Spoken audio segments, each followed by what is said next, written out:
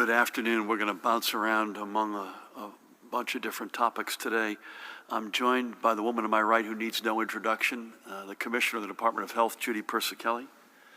To her right, the state's epidemiologist, another familiar face, Dr. Christina Tan. Thank you both for being here as always. Guy to my left who needs no introduction, Superintendent of the State Police, Colonel Pat Callahan.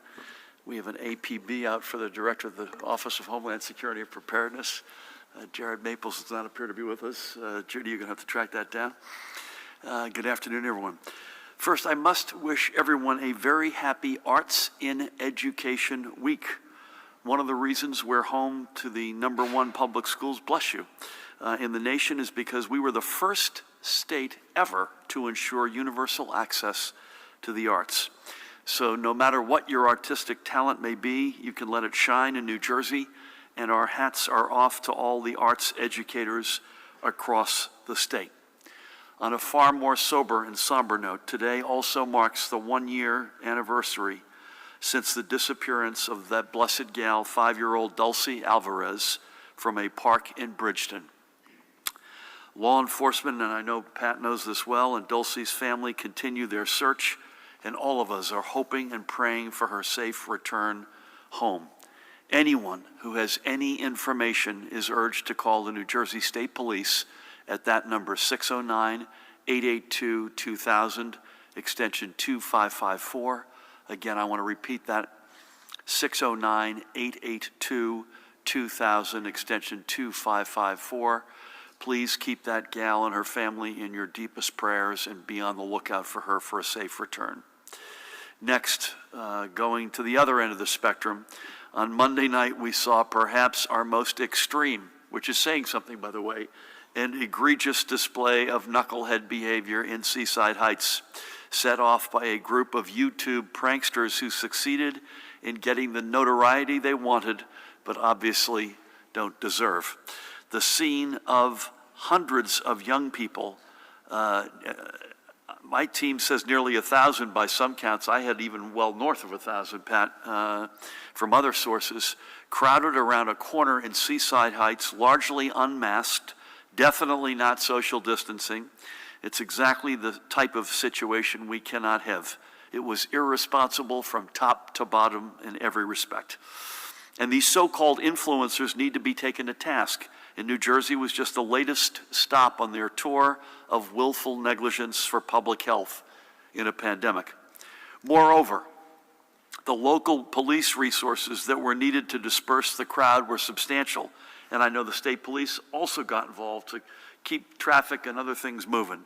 Multiple towns, I think, Pat, 7 or 8, sending in their officers to help because of the crowd size. So I thank all the members of law enforcement who responded on Monday night.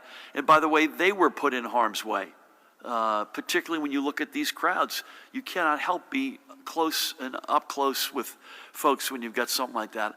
I had a good exchange this morning with my good friend, Mayor Tony Vaz, in Seaside Heights, and I know he's pulling his hair out over what happened on Monday as well as the chief, who's another friend. I urge anyone, this is important, anyone who is in that crowd to go get tested. That kind of gathering is how coronavirus spreads most easily. And just because you're young and seemingly invincible doesn't mean you actually are, or that you can't spread the virus onto someone who may be particularly vulnerable if you yourself are not symptomatic. As Judy pointed out last week, the positivity rates, and I think she's going to hit this again today, among young people are roughly 3 times that of the statewide daily averages, 3 times. Again, we think the system is working as it relates to back to school. That's the really good news. The overwhelming amount of evidence is it's outside the school walls where we're having our troubles, and this is as good an example as any. It'll be a couple of weeks, by the way. I think, Tina, you would agree with that, 10 days to 2 weeks at least before we know whether or not the Seaside Heights unwillingly became a coronavirus hotspot because of these knuckleheads who I hope don't come back to New Jersey and certainly aren't welcome. But again, let's use some common sense for the common good. Let's stop with the house parties and irresponsible behavior.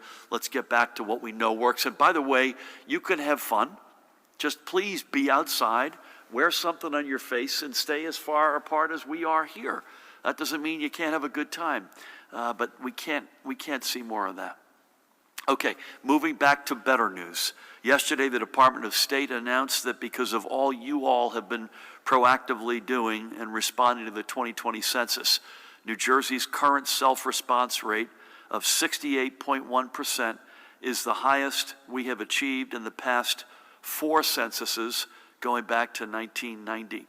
And because so many of you are also working with census takers going door to door to those houses that hadn't yet responded, our statewide response rate, when you add self-reporting to the door-to-door reality, is now over 92%.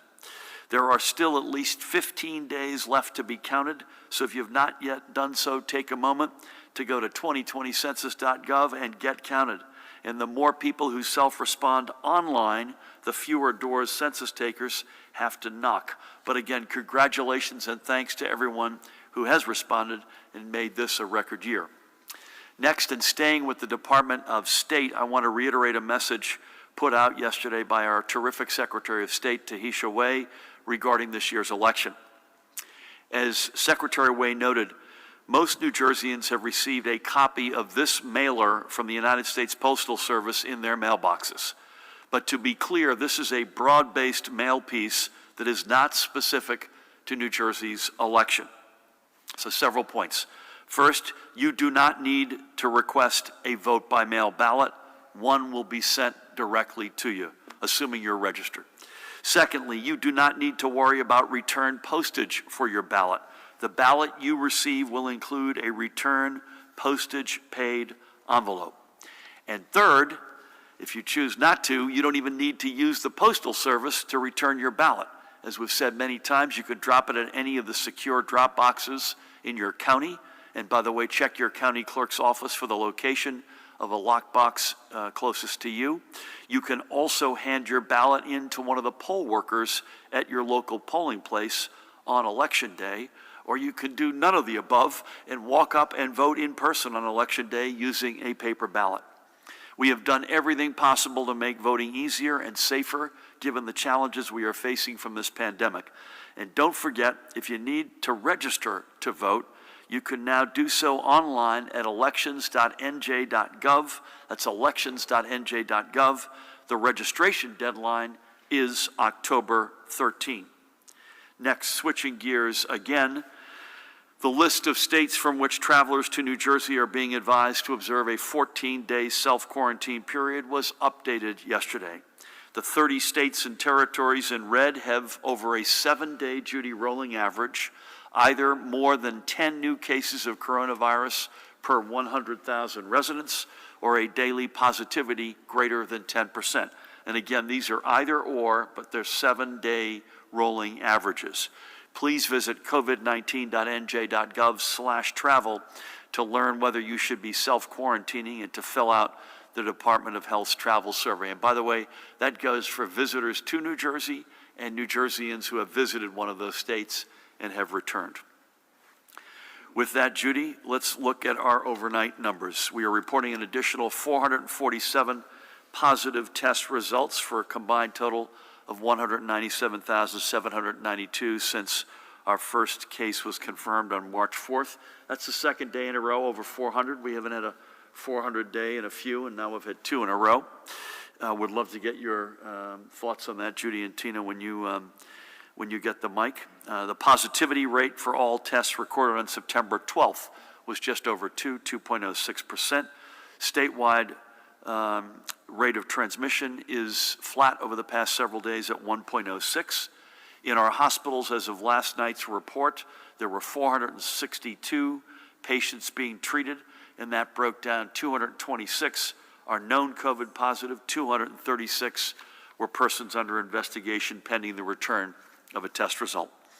Of that number, 100 were requiring intensive care, 38 ventilators were in use, and today, with a heavy heart, we're reporting 9 additional losses of life, bringing the total confirmed deaths to 14,263. The number of probable deaths has been revised to 1,791.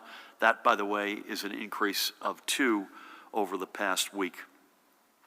Judy, I'm showing of the 9 we're reporting confirmed today, 7 are from the past 4 days.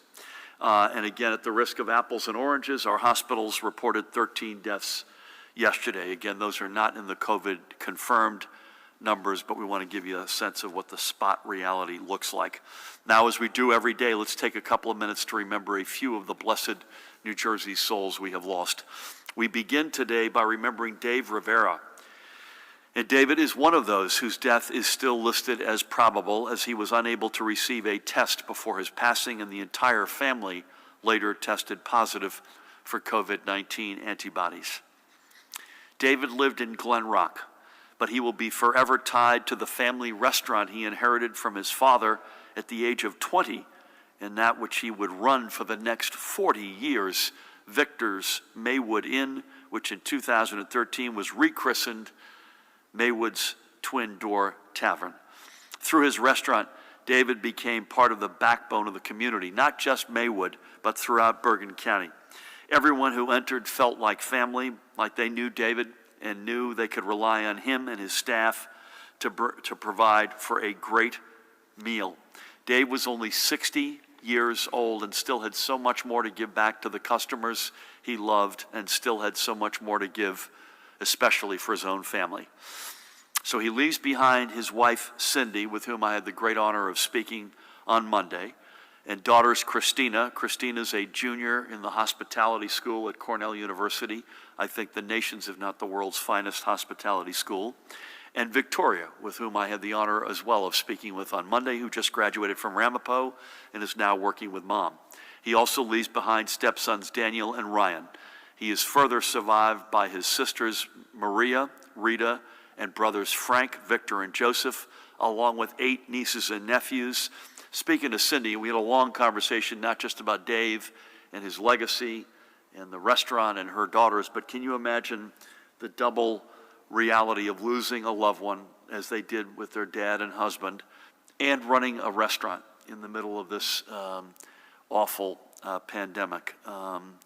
So God bless them all, and we wish them continued success. And if you're in the neighborhood, it would be a really great sign of support for this guy's memory and for Cindy and her daughters to give a swing by Maywood's Twin Door Tavern. I promised her when I could, I would do that and have something to eat or drink, or both.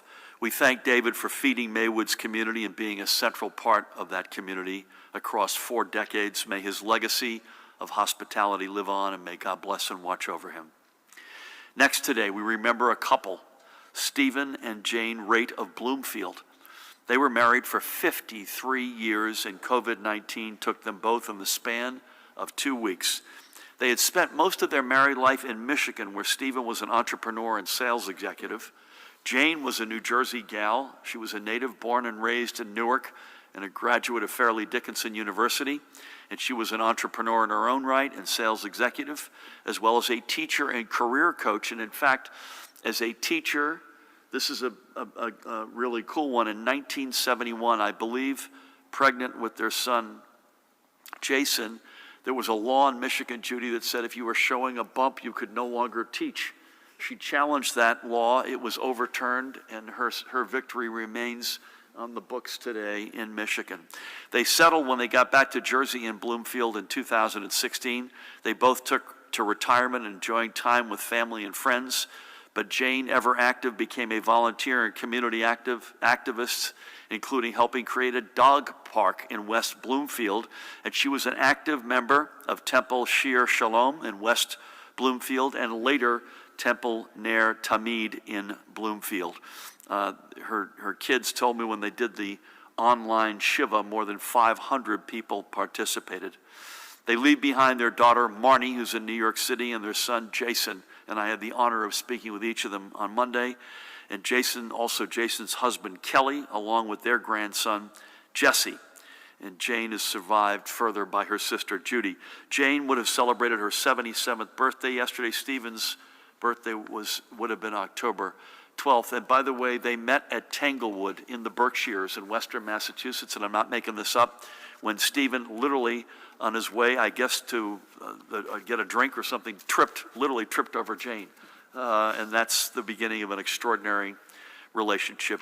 So may both of their memories be a blessing, and as our Jewish community prepares for the high holy days, may their names be repeated and remembered. As we noted, this virus has now claimed a confirmed total of 14,263 blessed souls, and by all indicators, nearly 1,800 others. They should all be remembered and honored. None should ever just be considered a number. Even as we have seen the numbers of deaths head into the low single digits each day, we cannot let up. No one is expendable. And this is why we cannot excuse in any way the irresponsible and reckless behavior that I spoke about and we saw earlier this week. Next, I want to continue with another of our daily practices, and that is acknowledging some of the great small businesses from around our state who have partnered with the New Jersey Economic Development Authority to ensure their future. Today, the spotlight is on the Little Gym of Montgomery and Hillsborough in Somerset County, owned by William and Ada Young, and I had the great chance to speak with Ada on Monday. The Little Gym is a gym specifically for children, and William and Ada have sought to create a happy place where kids can learn and build skill sets, express confidence, and start on a lifetime love of motion and exercise. The Little Gym also puts a special emphasis on character building and makes sure that everyone has a place regardless of their ability, age, or background. Obviously, when the pandemic hit, the Little Gym had to temporarily close its doors. Through the EDA, William and Ada were able to secure an emergency assistance loan that allowed them to pay business expenses to keep their current employees on payroll and expand their team by 2 employees. The Little Gym reopened its doors in July to provide summer programs for the families and children it serves, and I know they're looking forward to many more good years ahead. I had a great conversation with Ada on Monday, and I asked her permission if we could throw their website out there. Check it out yourself. Go by, give her a visit, give them some business.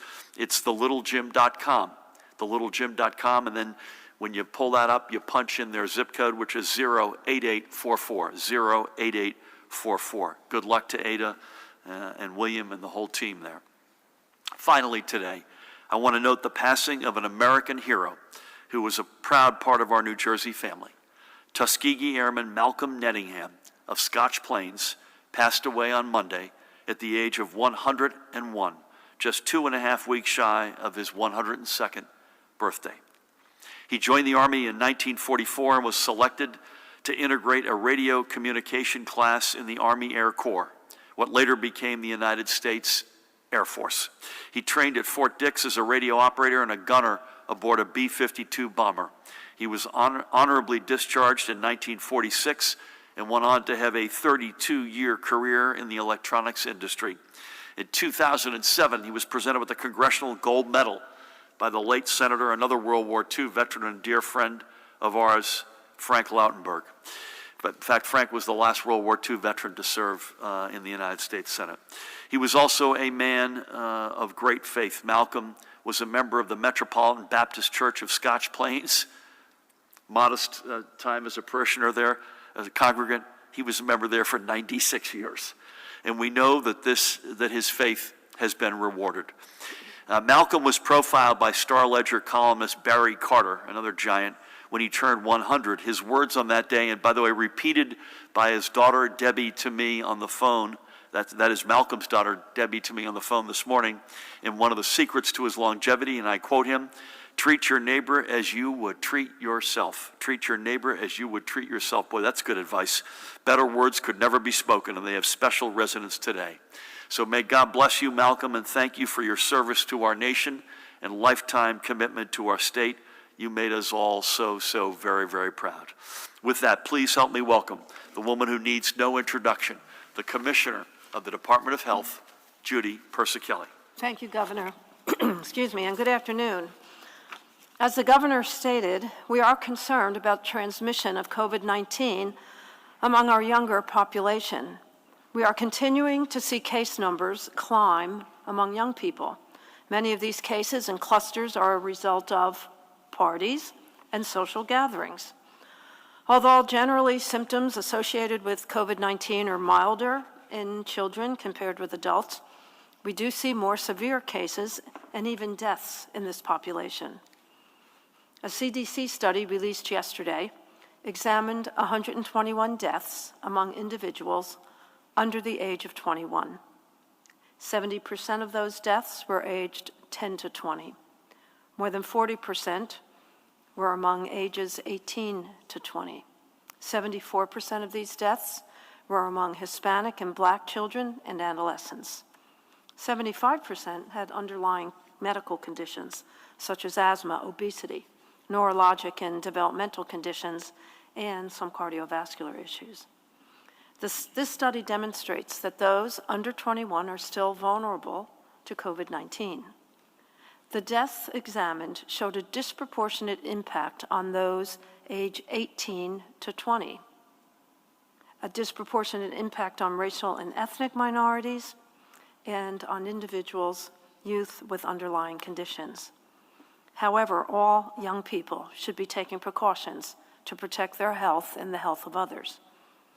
In New Jersey, we have seen the percent positivity increase substantially among our youth. Around the middle of August, the percent positivity among 14 to 18-year-olds was 3%. It's now up to 7%. And for the 19 to 24-year-old population, the positivity has risen from 2.7% in mid-August to 7.1% currently. Thankfully, the number of deaths in those under 21 is small, but we still number 8.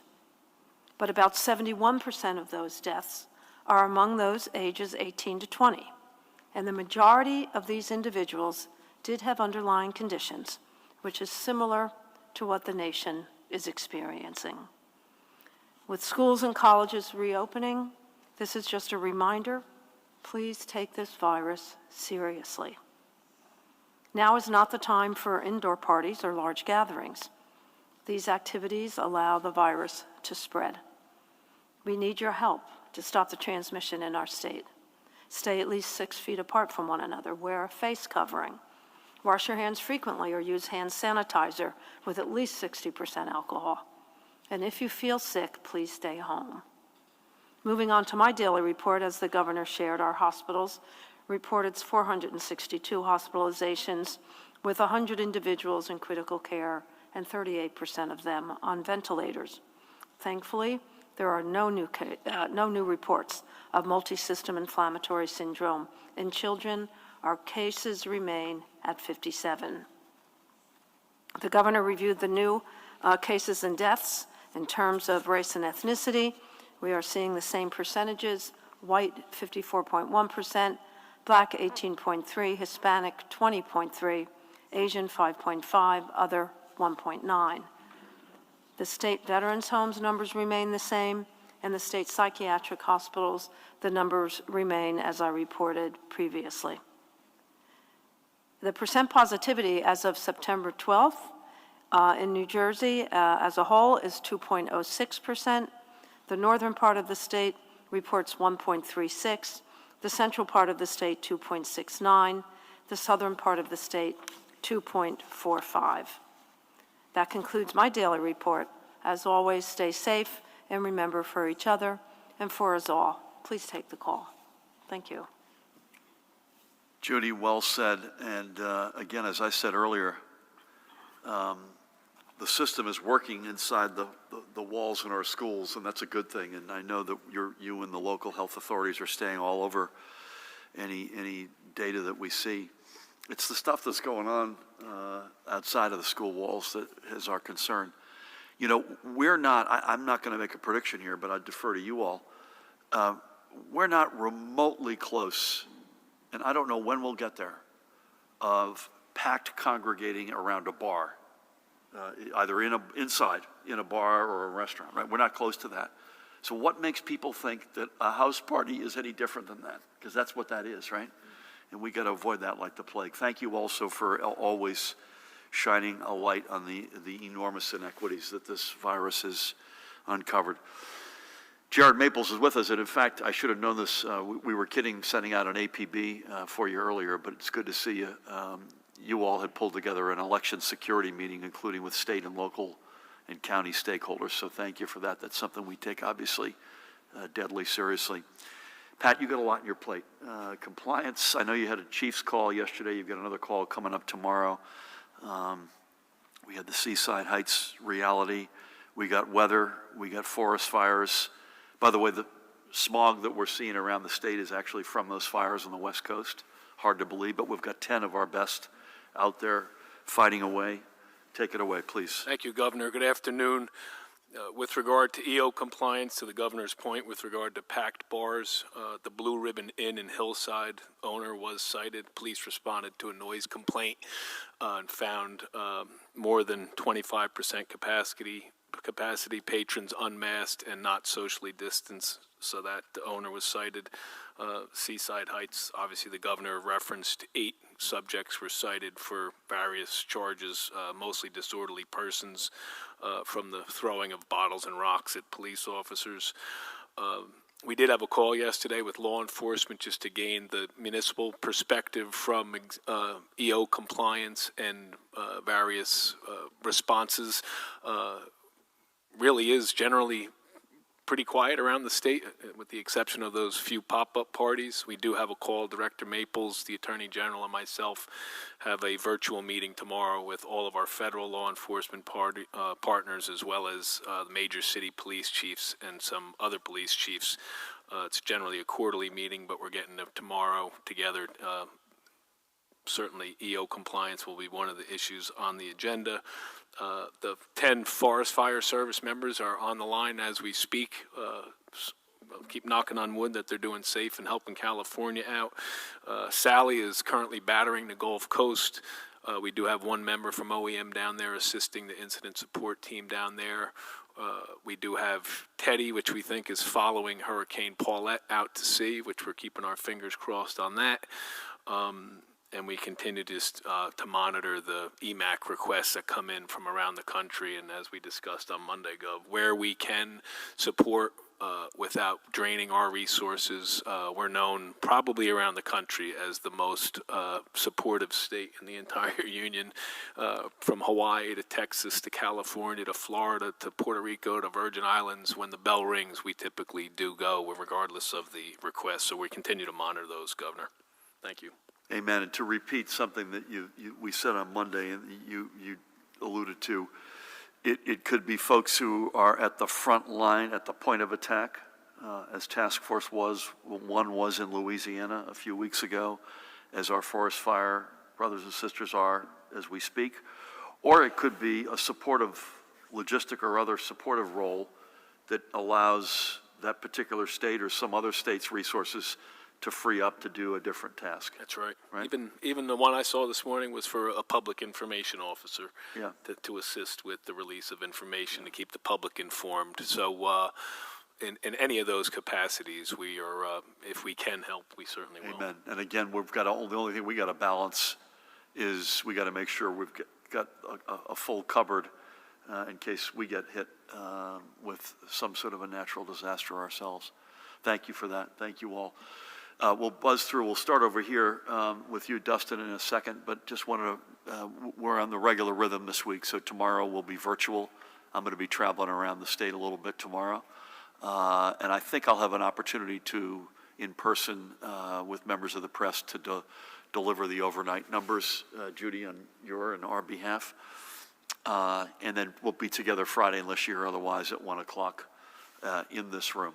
I have the honor right after this to sign several bills into law, and I want to salute our legislative partners for getting them to us. Is it this room or next door? Next door, sorry.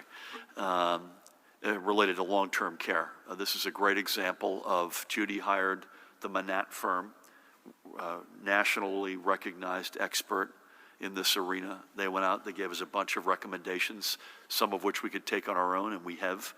Others of which needed statute and legislation. And we're going to sign 4 of those bills after this. And I'm incredibly, that these are big steps forward to make sure that we live, we learn, that we can address what was an uneven performance in that industry and put some pieces in place that will have permanent significance, will allow us to weather future storms. So with that, Dustin, good afternoon. Good afternoon. On that specifically, what kind of effect do you think those bills that you're signing today will have if a second wave comes this fall or winter? Do you think that the measures will have an immediate impact or might take some more time? There's a rally today at the Menlo Park Veterans Home, and the VFW has said that you have not done enough to demand accountability for the high death toll and disturbing practices at the home. You've said that there will be a full accounting, but do you plan to do anything besides that? And on this issue of problems with high transmission rates among younger people, how do you know with authority that the system is working in the schools, but the problem on younger people is beyond the schools? Because I had thought that you said that it would take some time for school-related issues to show up. Thanks. Dustin, literally the last sentence you spoke, I didn't quite understand that, sorry. On the in-school versus non-school. Right. I think you had just said that the problem is beyond schools. Outside, yep. Yeah, and that within the schools it's okay. The system is working. I had thought that you said it would take a little time for school-related issues to show up. Yep. Thanks. Sorry about that. So the long-term care bills that I'll be signing, and Matt Plakins joined us, so he may want to weigh in, they will have both immediate and long-term impact. It's a combination. So one is we're going to form an emergency operations center, so kind of ripped off on the OEM model that is under Pat's leadership, specific to long-term care. Secondly, establishing a task force that's going to be real and have teeth that will look at long-term care quality and safety issues. That will be longer term by definition. The third one is minimum wage increase and direct care ratio requirement. And so we're going to raise the minimum wage to $3 above the state minimum wage for anybody working in those facilities. And the direct care ratio, if you think about it this way, in layman's terms, is how much are you putting at the point of attack with your patients, your residents, versus how much is going to overhead and other items. So we're going to require a certain commitment to that. And then lastly, we're going to, the fourth bill is a reimbursement rate increase and an appropriation, recognizing minimum wage is going to cost these facilities more money. The direct care ratio requirement will cost them more money. Those will be with relatively quick effect, I believe, Matt, right? So I'd say of the four, Dustin, three of them have very short-term impact. And the fourth one is a longer-term look at the safety and quality issues in the industry. There will be a full accounting. I continue to look every single day. The first numbers, when I get the backup, I look at is 6281.3, which are the numbers of fatalities in Menlo Park, Paramus, and Vineland. Thank God those numbers have been flat for now, I think, months.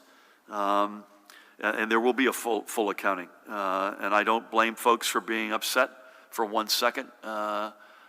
We have complete sympathy, and we will make sure that whatever has happened there in those three homes, again, Vineland had 3 losses of life. There's still 3 too many, but that was a very different reality than Menlo Park and Paramus.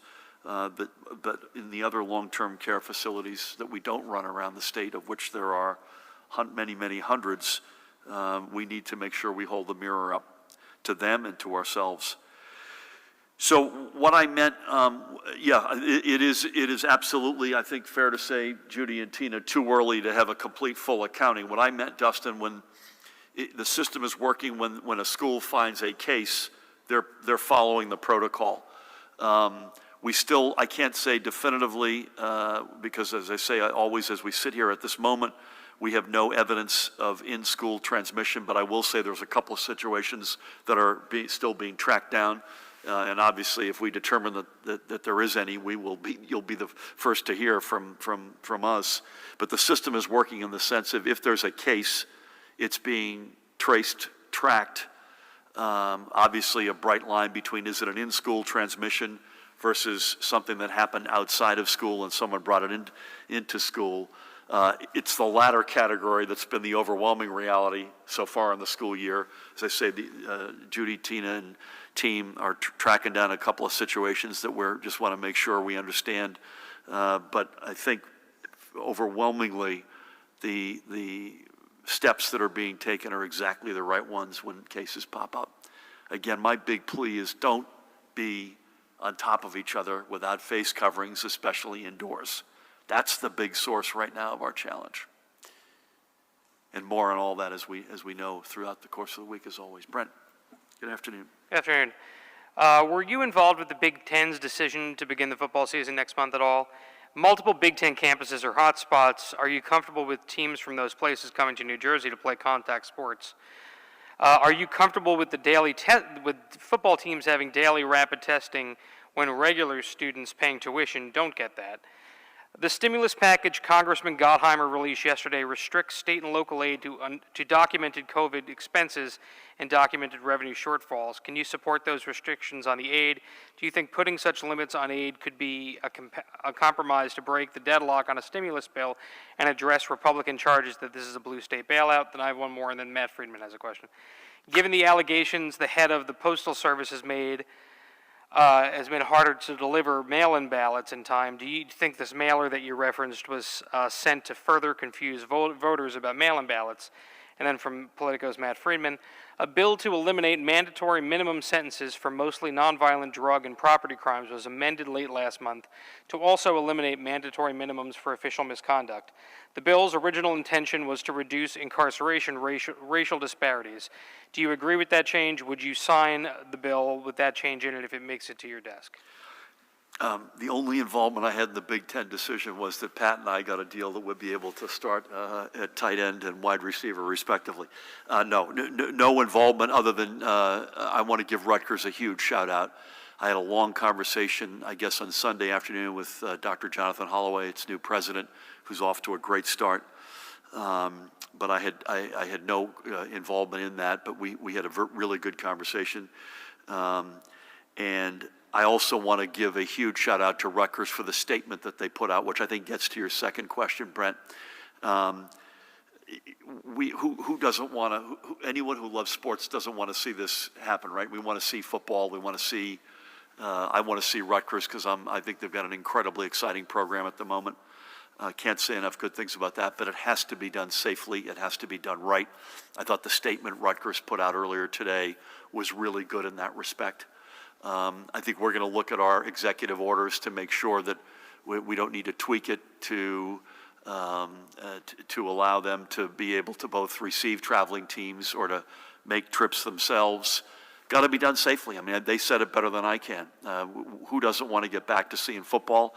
Count me at the top of that list, at the head of that list. But it's got to be done safely. They reserve the right to address that in whatever way they need to.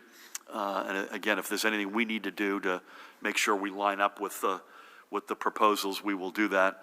We're already in touch with them, not just with President Holloway, but with the team there to make sure we understand in as much detail as possible what this actually looks like. And we've said this before, they've had some issues, some positives in their athletic program based on everything they've seen and that we've seen alongside them, Judy. It did not appear to come from any athletic activity. It came from non-athletic activity.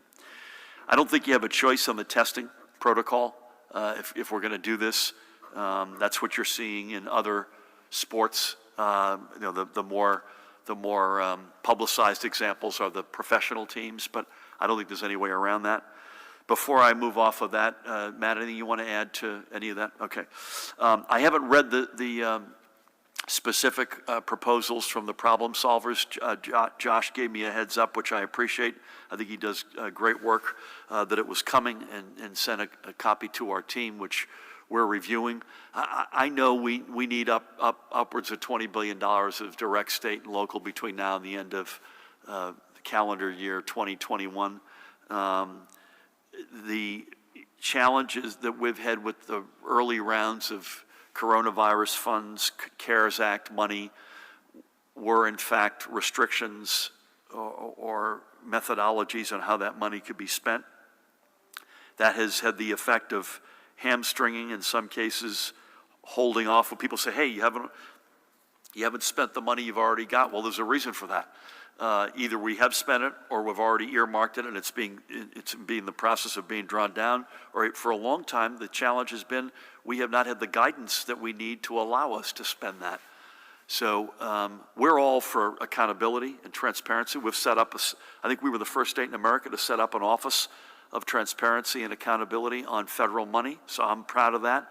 We'll make sure everybody knows where every penny was spent, but the more restrictions we have on it, the less impactful or least impactful the money is. Without getting into the specifics, again, I want to give him a huge shout out for his leadership, but again, we need wide latitude. Anything on that you'd add? That's exactly right, and we've taken a look at the plan. Obviously, there's no legislative text yet to be able to tell what some of those terms mean, but in broad strokes, I think what the plan is trying to do is solve problems that we've had with the last package, both by giving more money, some of which will go towards revenue shortfalls, some of which is expenses. And to the governor's point, if you're looking at an expense approach, the devil's in the details. When they said remote learning wasn't a COVID expense, it was tough to justify that under the past program. If the new program did something more flexible, I think it's something we could potentially work on. Real quick, I have no evidence that the U.S. Postal Service did that deliberately to confuse people. I certainly hope they did not. And if it ever comes out that they did, shame on them. But I've got no evidence unless you've got any evidence, or Jared or Pat. The last question came from Matt. Listen, I was honored in the first days of our administration to actually seat the Criminal Sentencing and Disposition Commission, which, and Mahan will correct me if I'm wrong here, had been sitting there waiting to be seated for 8 years. The prior administration never populated the commission. And the co-chairs were two superstars, Deborah Poritz, who's the former Chief Justice of the Supreme Court, and the former Giles Shipp, the president of NOBLE, the National Organization of Black Law Enforcement. Extraordinary commission. They met for plus or minus almost 2 years. They came up with I think, a really compelling set of recommendations. Legislative leaders joined me when their commission report came out. There was and again, this is a little bit like the Manat report, Judy. There was a list of stuff that we could do on our own through executive action, and there was a list of stuff that we needed, Pat, to work with our legislative partners. Very laudatory and proud of the work that our legislative partners have done. Again, this is largely addressing minimum mandatory sentences for nonviolent crimes and some juvenile justice elements as well. And I think, Pat, one of the important parts of this was it was roundly supported by county prosecutors, law enforcement, the commission itself, legislative, certainly our offices. Let me say unequivocally, official misconduct was not on the list. So I just want to say as clearly as I can, I do not support official misconduct being roped into this legislation. Thank you. Please, sir. Good afternoon. It seems that more of the deaths and the individuals who've lost their lives that you highlight every day have happened more recently. Our viewers would like to know, what do we know about these people, how they may have contracted the disease, their age range? Is there any correlation between their behavior and them getting severely ill? Were they frontline personnel or just everyday citizens? And in that same vein, what do we know along these lines about the people who are currently being hospitalized? Currently hospitalized? I will just make a comment, and then Judy, you may want to come in with Tina behind me. The ones who I memorialize every day are a mix, and it usually takes a while for folks, as you can imagine, you're mourning the loss of a loved one, to get remotely back on your feet, to find some amount of courage to have those conversations on their side. So they are across the spectrum of the 6 months. Some of them go way back, and we've wanted to memorialize them, but the family hasn't felt up to it, whatever the reason may be. I assume what you mean is more the daily reference we make to folks who have died in the hospital. And I know, Judy, you have made, at least on the COVID confirmed, you have historically always noted how many were long-term care. I think you mentioned either in this press conference or earlier in our call, 3 of the 9 today were from long-term care, associated with long-term, which could be a staff member, right? It could be someone. Most likely a resident. Any other color from you or Tina on the group that's in the hospital? It's about 50-50, as we've said pretty much every day, Judy, between confirmed and PUI, persons under investigation. But beyond that, any more color you've got? I keep reminding myself that generally we're average 350 to 400 patients that are half COVID positive, half persons under investigation. And then you look at those that are discharged, and the numbers are a lot less because many of the PUIs do not turn out to be COVID positive.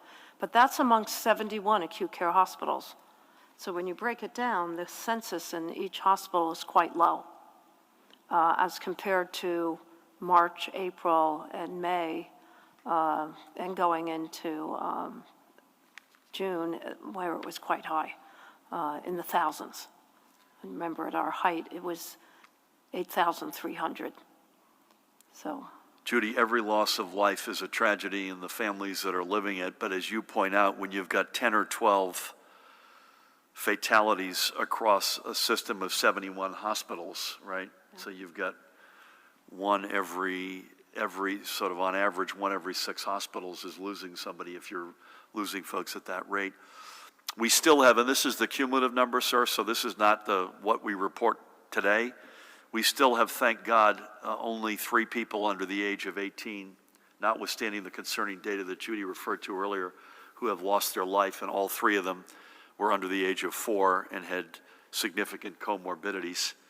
And the folks that are 65 years and older remains just about where it's been. 79.3% of our fatalities are in that range. Thank you. You got anything, sir? Alex, we'll go to you and then down to Dave. Good afternoon, Governor. Good afternoon. First, for Colonel Callahan, I'd like to ask you about the Long-Term Care Emergency Operations Center. Is it going to be located in the Rock, and will your troopers be providing any assistance to help the Department of Health set that up? For Commissioner Persicelli, I know that these bills being signed today are going to be to sort of alleviate the pressure on long-term care facilities. Do you feel there's more that needs to be done? If so, what?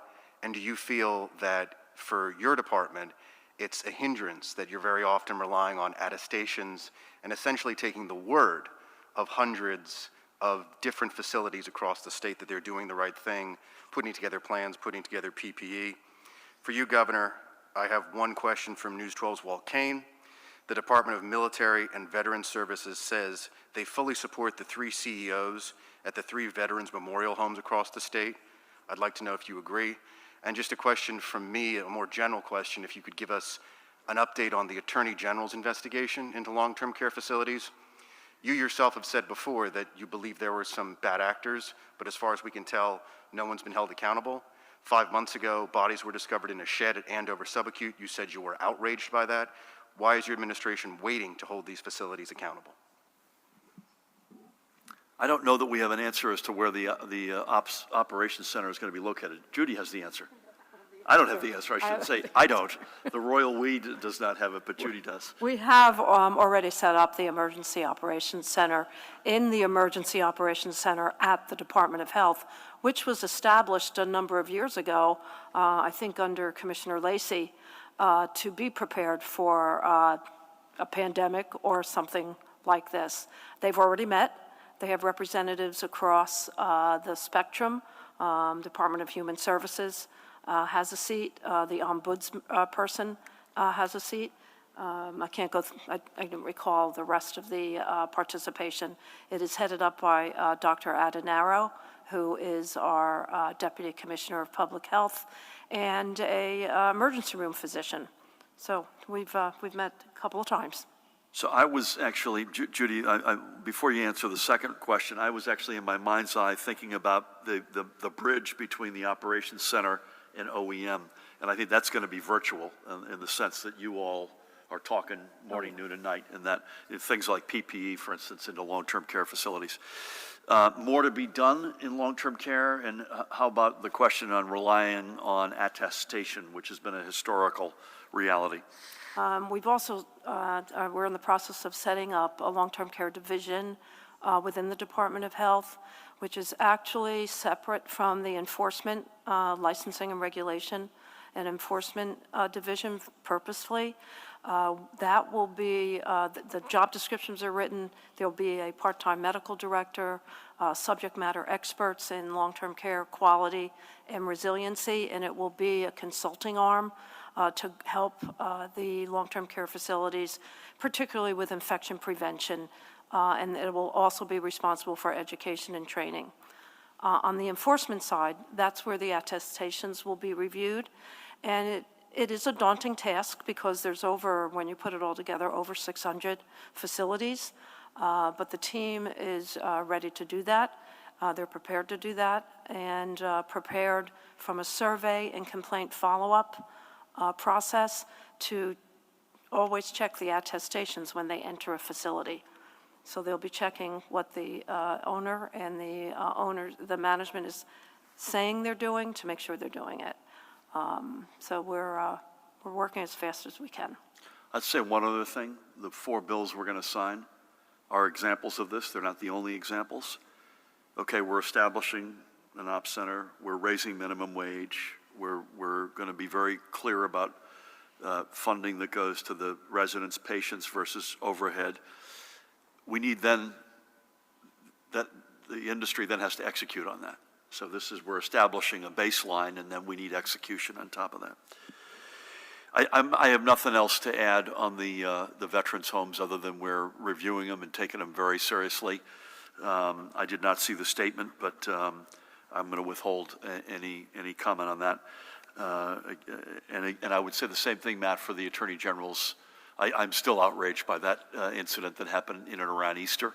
Completely unacceptable. But I'm not going to comment on any activities that the Attorney General has ongoing. Anything you want to add? You good with that? Okay. Thank you for those. Dave, nice to have you back. Good afternoon. Thank you, Governor. Nice to be back. Let's see here. We do have some in-person school instruction taking place. You recently reopened with limited capacity dining, movie theaters. But we keep hearing every once in a while about these knucklehead parties and gatherings, whether it's at somebody's swimming pool or this one was down the shore.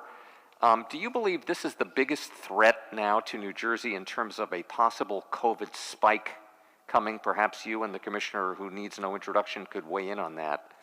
Because it certainly seems like, for some reason, what's the disconnect here with these kids? I mean, I understand their brains are not fully functional until they're 22 or 23, but this just seems peculiar that this kind of behavior is taking place. Maybe has there been any consideration to try and encourage, that you have just say no to drugs groups at schools, maybe just say no to knucklehead parties at schools? Could that work?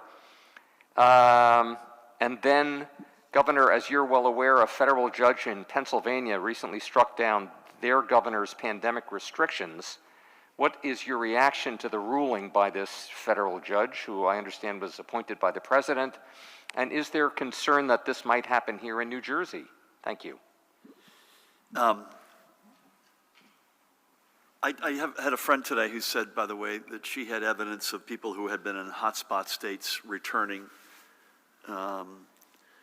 to New Jersey and not doing the right thing. I'm sure some of that's going on, but I don't think we've seen any egregious breakouts or hotspots as a result of that.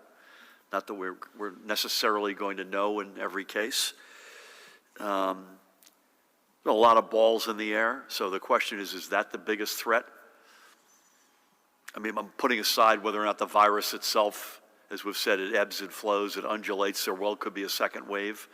So that's the big 800-pound gorilla, as they say, when you answer a question like that.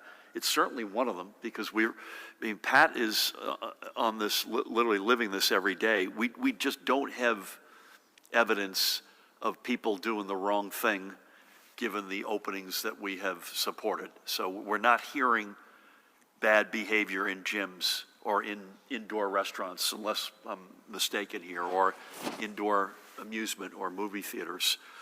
We're just not hearing it. given the volume of kids in school, 1.4 million, plus community colleges, universities, we're clearly going to have here, there, and we've seen that already. As I said, when I mentioned it, Dustin asked the question earlier, is the system working? It's working in this, what I mean in the sense that we're back to school. When we see when a local district or local health authority sees a case, they're doing exactly what you'd want them to do. I think the parties are probably not Judy, what's your thought? Tina? I think they're at or near the top of the list. It's dominated our discussion today. Now, that was one party. And by the way, as we go into late September, October, there won't be as many pool parties. We know that much. But right, Pat, it feels to me like that's at or near the top of the list right now. And again, I'm exempting from that, as I know Tina and Judy would want me to say, putting aside what the virus does in its own in terms of a second wave, et cetera. I only saw the headlines, the general headlines around the federal judge's ruling on Pennsylvania. I would just say, and Matt can add color to this, first of all, Pennsylvania is a different reality than New Jersey. We have our own constitution and our own rules of the road. We wouldn't be putting these executive orders out as we do without having thought deeply about their viability and their efficacy. And I feel completely comfortable as I sit here today that what we have done will withstand the test of time, will withstand legal challenges, et cetera. And so far, that has been the case. Matt, anything you want to add to that? Yeah, I would just say we've certainly reviewed the decision from the Western District of Pennsylvania. I would note that we've had more than 24 challenges to various orders issued by the governor and the Commissioner of Health in state and federal court in New Jersey. We haven't had a single one of those orders struck down, and in fact, orders around the country have been challenged and upheld, including all the way up to the Supreme Court. So while we certainly respect the decision in the Western District, doesn't control on the state of New Jersey, and we will continue to enforce the governor's orders and defend them vigorously, and the Attorney General has done just that to date. I want to give Matt and his team a lot of credit here in the sense of these are written as tightly and constructed as tightly with enormous amount of input. I mean, a lot of these are executive orders by me. Some of them are Pat on his own or Pat and I together. Many of them are Judy and Department of Health, and each one of these we take very, very seriously. So with that, I'm going to mask up. Again, thanks to everybody, Judy and Tina, as always. Thank you. Pat, likewise. Jared, the APB worked. We found you. That was my bad. I should have known where you were. Matt, Mahan, again, we'll be back tomorrow virtual. I'll be around the state, really more in the southern part of the state tomorrow. And then Friday, unless you hear otherwise, at 1 o'clock. And again, thanks to everybody for everything you've done. Just, again, kind of a theme today that rises above others is when you're on your own, when Pat or his colleagues in law enforcement are not going to be in your basement, when Judy is not going to be there or her team members there checking your temperature or your other vital signs, when you're on your own, and as they say, when the lights are not on and nobody's looking, you got to do the right thing then as well. And I think if we could crack the back of that reality, I think we'd have an even better situation right now than we have. But we've gotten to where we are today because overwhelmingly you all are doing the right thing, and we thank you for that, and we just need you to keep it up. God bless you. Thank you.